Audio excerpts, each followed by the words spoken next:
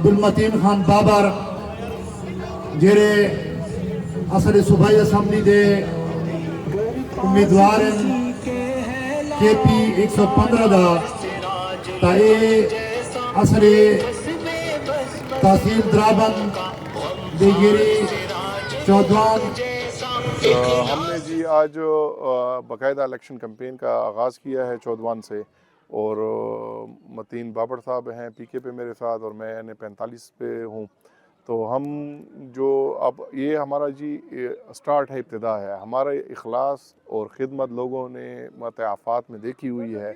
مہارتیں بھی دیکھی ہوئی ہیں، اور انشاءاللہ اگر اس دفعہ عوام کو شعور زیادہ ہے اور اس دفعہ جماعت اسلامی کا اگر عوام انتخاب کرتے ہیں تو انشاءاللہ جیسے ہم نے آفات مشکل حالات میں ان کو مایوس نہیں کیا تو انشاءاللہ اس معاشی بحران میں بھی ان کو مایوس نہیں کریں گے۔ تو یہ ہمارا جی N45 کی کمپین کا آج سے سٹارٹ ہم نے کیا ہے، اور انشاءاللہ یہ کہ ہم گھر گھر کوچے کوچے تک جائیں گے اور لوگوں تک پیغام پہنچائیں گے کہ جماعت اسلامی جو ہے وہ اللہ کی زمین پہ اللہ کا نظام قائم کرنا چاہ رہی ہے، اس کے لیے کوشاں ہے، اور آپ ہمارا ساتھ دیں۔ جماعت اسلامی الیکشن نہیں لڑتی ہے، جماعت اسلامی جو ہے وہ اللہ کی زمین پہ اللہ کا نظام قائم کرنے کے لیے جدوجہد کر رہی ہے، تو ہمارا مقابلہ کسی کے ساتھ بھی نہیں ہے، اور ہم یہ بھی نہیں دیکھتے کہ مقابل کون ہے، سب جو ہیں جی وہ قابل عزت ہیں ہمارے لیے، جتنے بھی لوگ الیکشن لڑ رہے ہیں، لیکن ہمارا ایک اپنا بیانیہ ہے، اپنا نظریہ ہے، اور اسی پہ ہم 75 سال سے لگے ہوئے ہیں جی۔ یہ جو ہماری حالت آپ نے دیکھی ہے، یہ ہماری سڑک نہیں ہے، یا ہمارے پینے کا پانی نہیں ہے، یا ہمارے اسکول ہیں، ہمارے اسپتال ہیں، اس میں ہمارے بڑے سیاستدان آپ کے سامنے ہیں، ان کی عدم دلچسپی، اور جس طرح پچھلے 15 مہینوں میں آپ نے دیکھا پی ڈی ایم کی حکومت آئی، مولانا صاحب نے جو ہے وہاں پہ وہ مواصلات کے منسٹر تھے، تو ان کے سامنے صرف ایک اشارہ تھا کہ وہ اشارہ کر دیتے تو کم از کم ہمارا ایک روڈ تو بن جاتا۔ ہمارا یہ فارم ٹو مارکیٹ روڈ پرووے تک ہے 44 کلومیٹر،